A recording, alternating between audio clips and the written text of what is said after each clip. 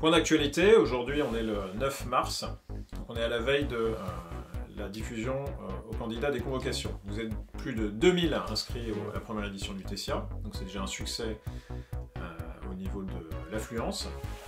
Et on va parler de quelques petits détails techniques dans cette vidéo pour les jours qui viennent. Alors la première chose, c'est que vous allez pouvoir le 10 mars, et vous pouvez dès le 10 mars télécharger sur votre espace personnel votre convocation. Alors cette convocation comporte votre nom, votre prénom, votre date de naissance. Il faut que ce soit bien conforme à ce qu'il y a sur vos documents d'identité.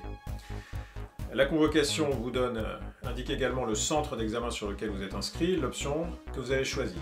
Attention, il n'est absolument plus possible de changer ni de centre d'examen, ni d'option. La convocation indique enfin la salle d'examen que vous allez composer, ainsi que la place qui vous a été affectée.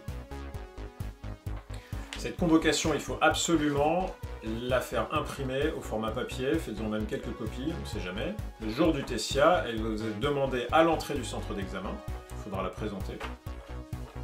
Et elle vous sera demandée pendant l'épreuve, il faudra l'avoir sur la table pendant l'épreuve pour qu'on puisse vérifier votre identité.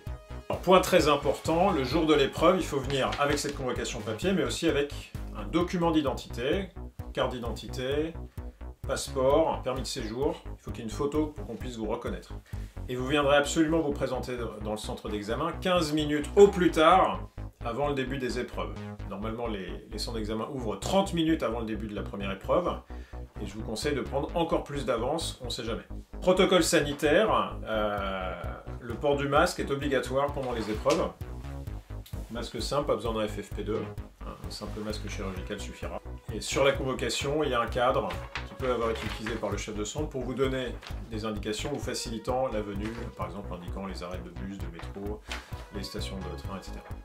Et enfin, dans cette convocation, vous avez un numéro de candidat qui vous est propre et qui vous permettra de remplir les feuilles réponses.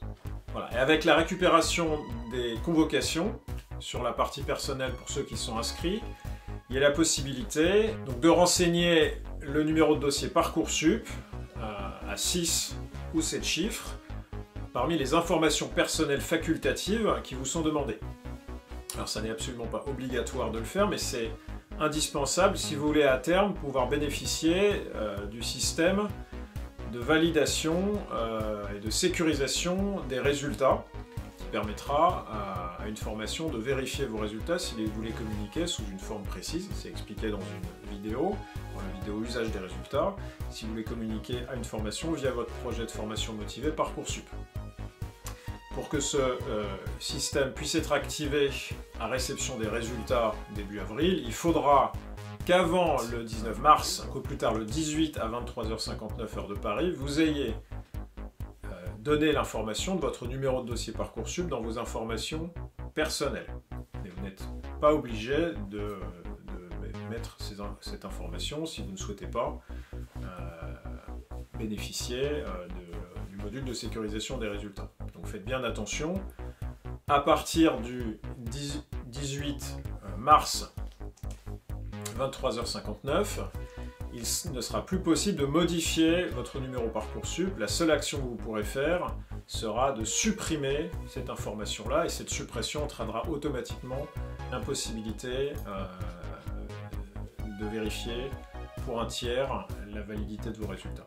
C'est presque tout pour aujourd'hui. Dernier mot, on a mis en ligne sur la page de entraînement sujet 0 des questions QCM. On aurait voulu faire des choses beaucoup plus étoffées au niveau correction des sujets 0. Malheureusement, les circonstances ont fait qu'on a été très focalisé sur la logistique des centres d'examen.